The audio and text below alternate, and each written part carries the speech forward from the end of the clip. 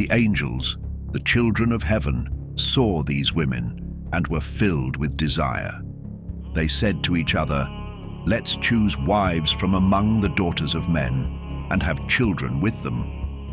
Semjazar, their leader, hesitated and said, "I'm afraid you won't all follow through with this plan, and I alone will be left to bear the great punishment for this sin."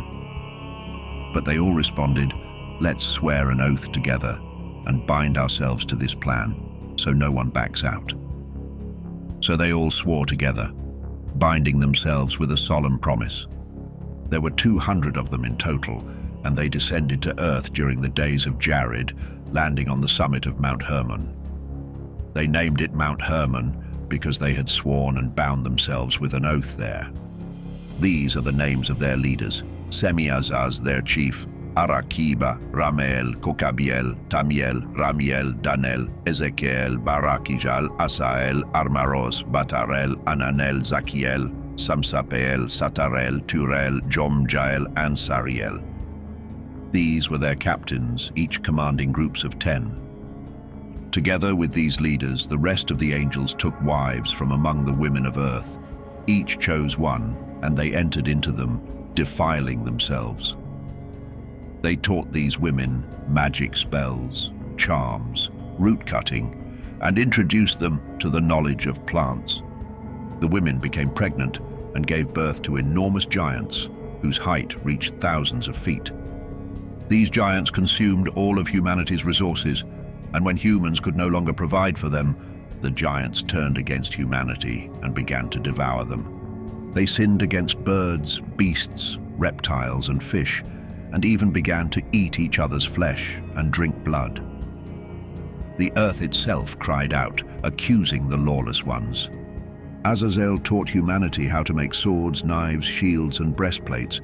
He revealed the secrets of metals, how to work with them, and introduced the crafting of bracelets, ornaments, and the use of antimony. He also taught the art of beautifying the eyes, the value of precious stones, and the use of dyes. Wickedness spread like wildfire. People indulged in sin, committed fornication, and became thoroughly corrupt in their ways. Semjazar taught the knowledge of enchantments and root cutting. Armaros taught how to undo spells. Barakijal shared the secrets of astrology. Kokabel taught about constellations. Ezekiel revealed the knowledge of clouds. Arakiel explained the signs of the earth. Shamsiel revealed the signs of the sun. And Sariel taught the course of the moon. As humanity perished under the weight of their corruption, their cries of suffering rose up to heaven.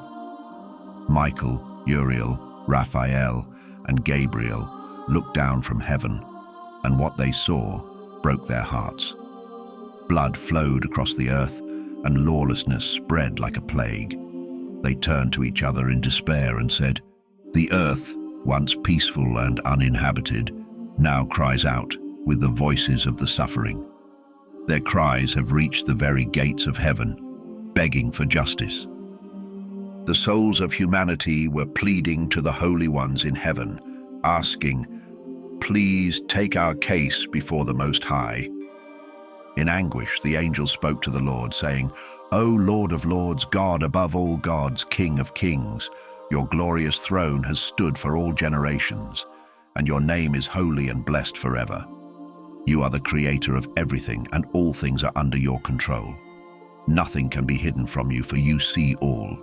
You see what Azazel has done, how he has led the world into darkness, teaching humanity forbidden knowledge, secrets that were meant to stay in heaven. And Semjazar, who was given authority over his followers, has led them to earth. They have taken human women for themselves, defiling them, and through their sin, the women gave birth to giants. Now the earth is soaked in blood and filled with evil. The souls of the dead cry out to heaven, and their sorrowful voices cannot be silenced. They weep for justice, for the terrible wrongs that are being committed on earth. And you, Lord, you know everything before it happens. You see this devastation, but we don't understand why you allow it. You haven't told us what to do." Then the Most High, the Holy and Great One, finally spoke. His voice thundered with authority. and he sent Uriel to the son of Lamech. "Go to Noah," he commanded, "and tell him, 'In my name hide yourself. The end is near. The whole earth is about to be destroyed by a great flood. Everything will be wiped out. Tell him so he may escape and his descendants may survive, to carry on the generations of the world.'" Then the Lord turned to Raphael and said, "Go, find Azazel, bind his hands and feet, cast him into the darkness, into the desert of Dudail. Dig a deep pit and throw him inside. Pile jagged rocks over him. Let him remain there, buried in darkness, so he may never see the light again. He will stay there forever, and on the day of final judgment, he will be thrown into the eternal fire. But now heal the earth, cleanse it from the corruption brought by the angels, announce the healing of the land, so that not all humanity will perish from the secrets the watchers revealed. The whole earth has been ruined by what Azazel taught, so let him bear the weight of all sin." The Lord spoke to Gabriel with a heavy command, "Go forth against the unholy offspring, the rebellious and corrupt. Destroy the children born from sin, the children of the fallen watchers. Set them against each other. Let them battle and wipe each other out, for their days are numbered, and they will not live long." He continued, "And as for their fathers, the watchers, let no plea they make on behalf of their children be heard. They had hoped for eternal life, thinking their offspring might live for 500 years, but their hopes will be shattered." Then the Lord turned to Michael and said, "Bind Semjaza and his companions, those who have tainted themselves by uniting with women and defiling their purity. When they witness their sons killing each other and see the destruction of those they love, bind them tight in the depths of the earth. They will remain there, imprisoned for 70 generations, until the final judgment, until the day of reckoning that will last forever.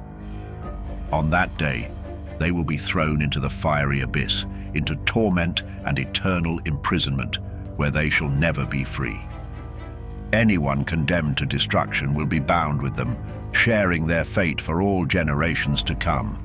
Wipe away the spirits of the corrupt and the children of the watchers, for they have wronged humanity. Let all wickedness be cleansed from the face of the earth, and let righteousness and truth take root. Let it be a blessing, a new beginning, where justice and joy will grow forever." The Lord promised, "The righteous will survive, they will thrive, and live long enough to have thousands of descendants. They will live in peace, from their youth to their old age, without fear or sorrow. The earth will be tended with righteousness, flourishing with trees and overflowing with blessings. The most desirable trees will cover the land, vines will yield an abundance of wine, and the seeds sown in the ground will bear 1,000-fold. Even a small measure of olives will produce 10 presses of oil. Cleanse the earth from all oppression, from every form of evil, sin, and godlessness. Wipe away the filth that has tainted it. Then all the children of humanity will become righteous. Every nation will adore and praise me, and all will worship. The earth will be purified from all defilement, sin, punishment, and torment. Never again will I send such suffering upon it, from generation to generation, forevermore. In those days, I will open the heavenly storehouses of blessings and rain them down upon the earth, rewarding the work and toil of humanity. Truth and peace will walk hand in hand, lasting throughout all the days of the world and across every generation of humankind." Before these events, Enoch had disappeared, hidden away from humanity. No one knew where he had gone or what had become of him. Enoch's life was intertwined with the watchers, and he spent his days among the holy ones. I, Enoch, blessed the Lord of majesty, the King of all ages. And then the watchers summoned me, Enoch, the scribe. They called to me and said, "Enoch, you scribe of righteousness, go and deliver this message to the watchers of heaven, those who abandoned their holy and eternal dwelling, who defiled themselves by uniting with women, and behaved like the children of earth. You have brought great destruction to the world. You will have no peace, no forgiveness for your sins. Though you cherish your children, you will witness their violent deaths. You will cry out and lament over their destruction for all eternity, but peace and mercy will never be yours. Enoch went to Azazel, the fallen one, and with a voice firm and resolute, he said, Azazel, you will know no peace. A harsh and unyielding sentence has already been passed against you, and you will be bound by it for eternity.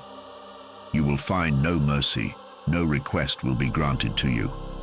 All this is because of the wickedness you have taught mankind, the ungodly ways and sinful acts you revealed to them.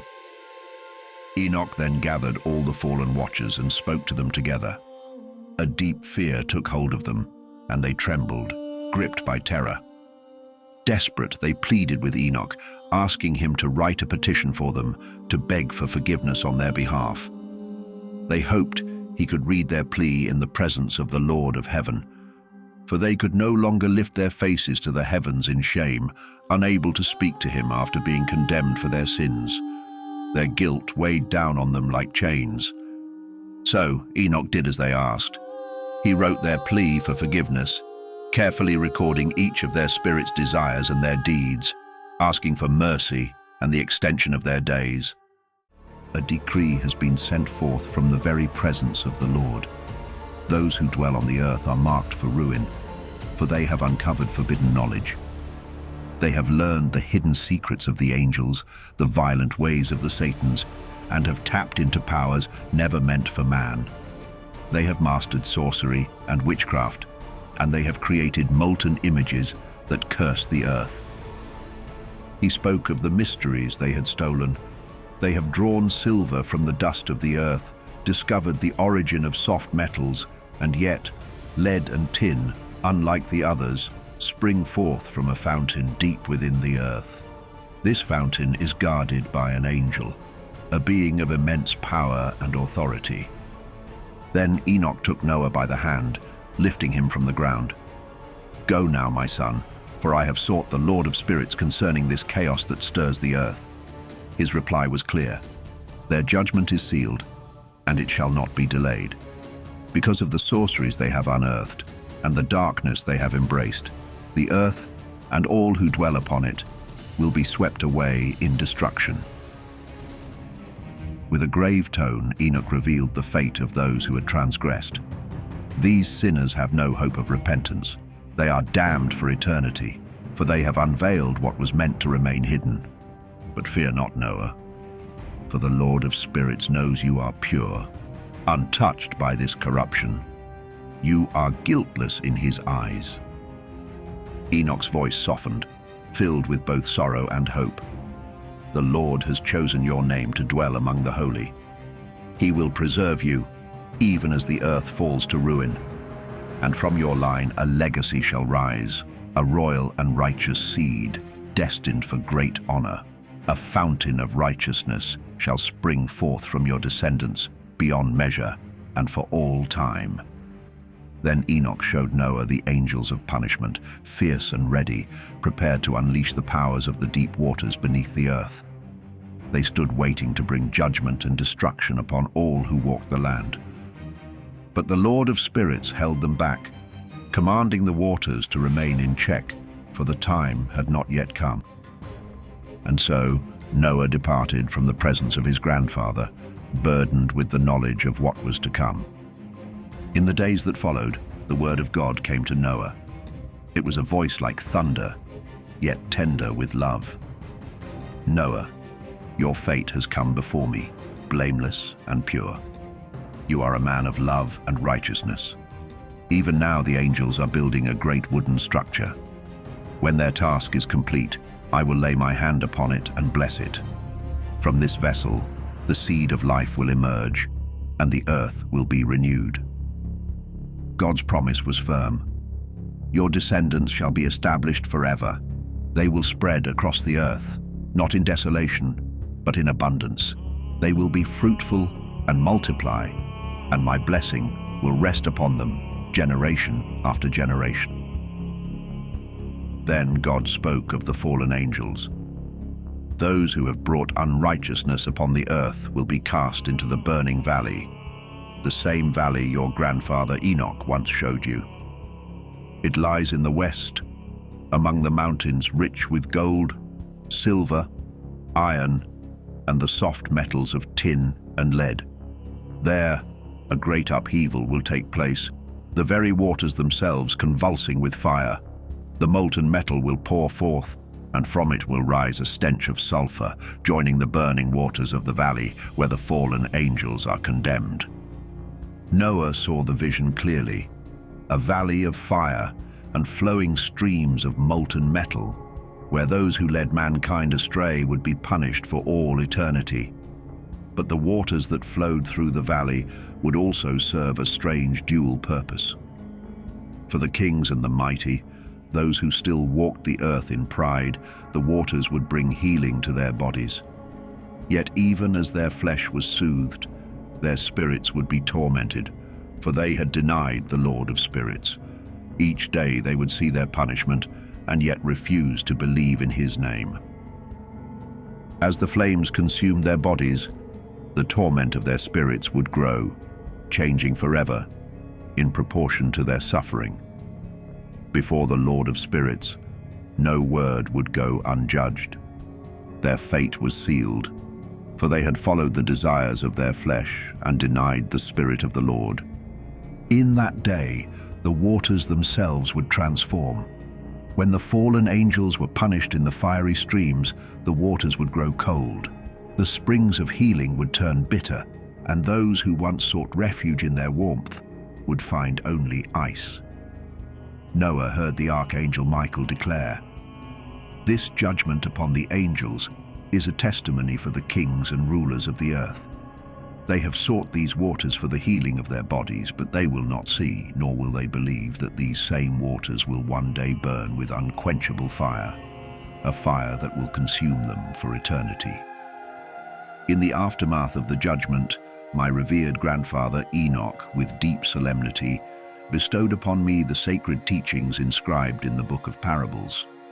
He meticulously gathered these ancient secrets and revealed them to me with reverent care, as though offering a priceless heirloom of divine wisdom. On that fateful day, Michael, the archangel of might and justice, turned to Raphael and spoke with a voice laden with dread and awe. "The weight of the Spirit, the severity of the judgment upon the hidden truths, is almost too much to bear," he said. "Who among us can endure such a profound and fierce judgment, a judgment so consuming that it causes even the steadfast to melt away?" With troubled resolve, Michael addressed Raphael once more. "Who among the heavenly hosts can remain unmoved by the anguish of this decree? How can any heart remain unshaken by the severity of the judgment that has been pronounced upon those who have led the earth astray?" When Michael stood before the Lord of Spirits, he declared with unyielding resolve, "I will not advocate for them before the Lord, for the anger of the Lord of Spirits burns fiercely against them. They have assumed the place of the Lord, usurping his authority. Therefore, all that was hidden, all that was kept from them, shall now be laid bare, and their fate is sealed for eternity. Neither angel nor man shall share in this judgment. They alone shall bear the weight of their eternal damnation. In the wake of this divine judgment, terror shall grip the hearts of the angels, who will tremble at the sight of the revelations they have shown to mankind. They will be the harbingers of fear, their own names whispered with dread among the earth's inhabitants. Behold the names of these angels, each a bearer of dark secrets and destruction. The first, Samjaza, the second, Artakifa, the third, Armen, the fourth, Kokabel, the fifth, Turael, the sixth, Rumjal, the seventh, Danjal, the eighth, Nekael, the ninth, Barakel, the 10th, Azazel, the 11th, Armaros, the 12th, Batarjal, the 13th, Busasejal, the 14th, Hananel, the 15th, Turel, the 16th, Simapeziel, the 17th Jetrel, the 18th Tumael, the 19th Turel, and the 20th Rumael, and Azazel once more as the chief among them. These are the leaders of the angels commanding over hundreds, fifties, and tens. Their names are etched in infamy. The first among them was Jekon, the one who led astray all the sons of God, bringing them down to the earth and leading them into the arms of mortal temptation through the daughters of men. The second, Azbael, imparted to these divine beings wicked counsel, guiding them into impurity by defiling themselves with human flesh. The third, Gadrael, revealed to humankind the grievous instruments of death, the blows and tools of demise, from shields to swords. He led Eve astray and showed mankind the implements of war and destruction, thus perpetuating suffering on the earth. The fourth, Penimu, imparted the knowledge of bitter and sweet, unveiling the secrets of wisdom that led humanity into sin through the invention of writing, an art that has caused untold transgressions from ages past until the present day. For men were never meant to validate their actions with ink and parchment. They were created pure and righteous, unmarred by the destructive knowledge that now consumes them.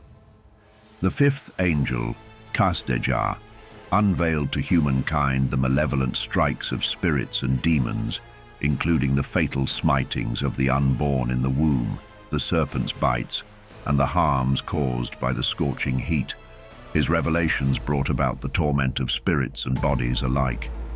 The sixth, Casbael, revealed the sacred oath he had made with the holy ones, an oath whose power was both formidable and binding. This oath had been entrusted to Michael, holding within it the strength to command and enforce divine order. The secrets of this oath are mighty.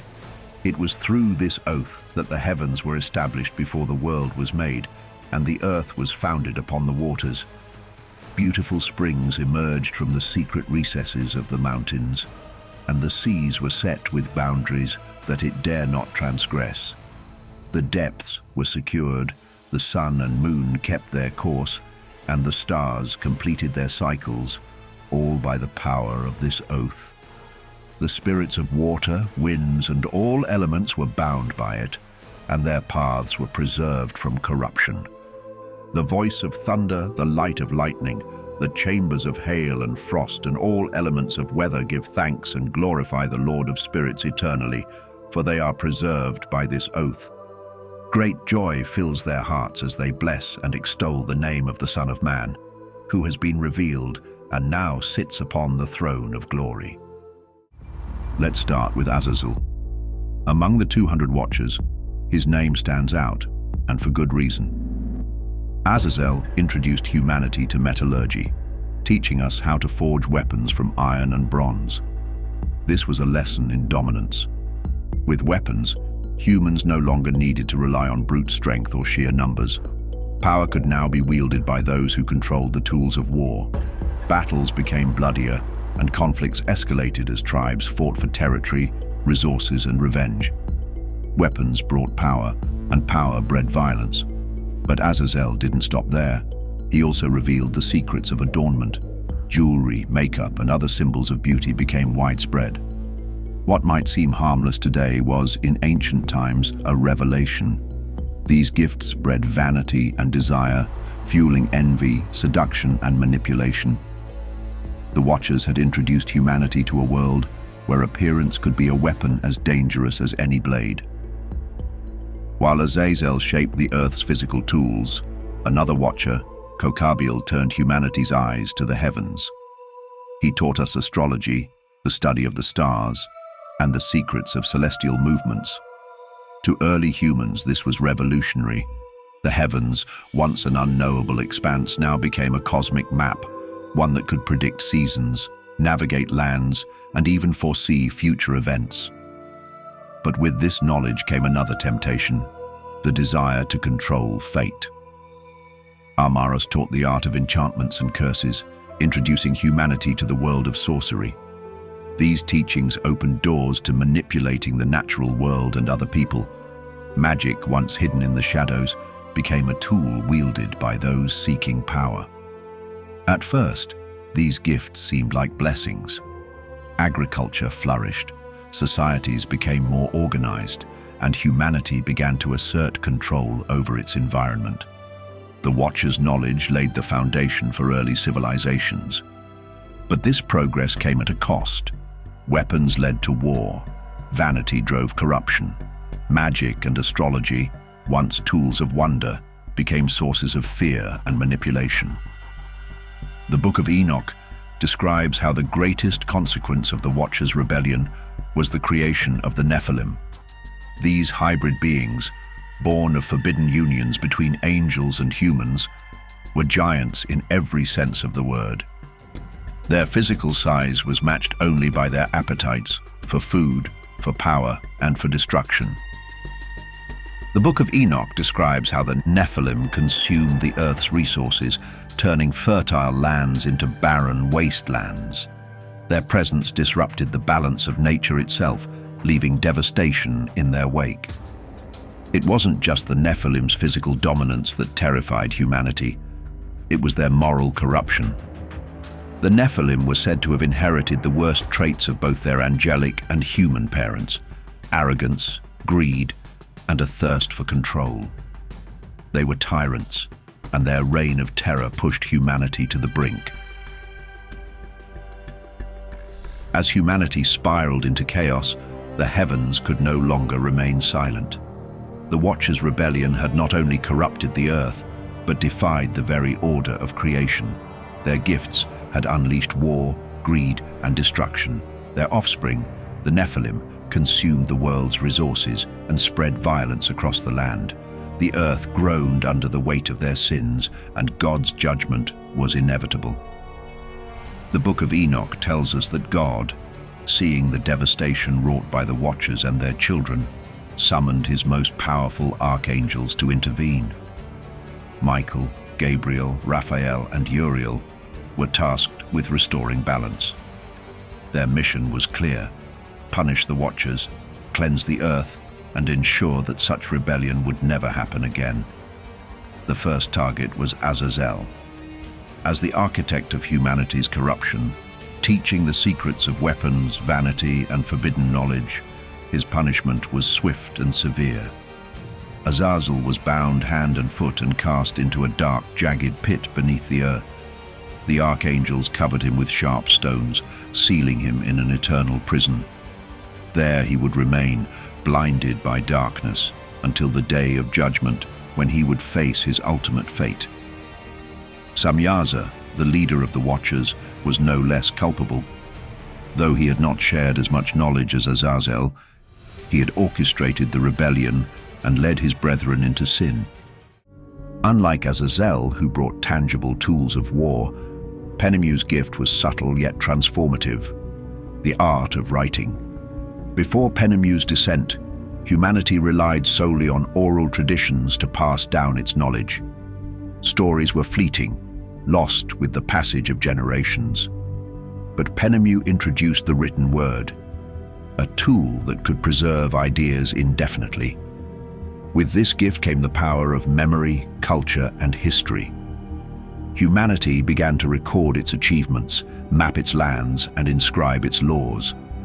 Yet, as with all gifts of the Watchers, Penemu's knowledge bore a darker edge. Writing also enabled deception.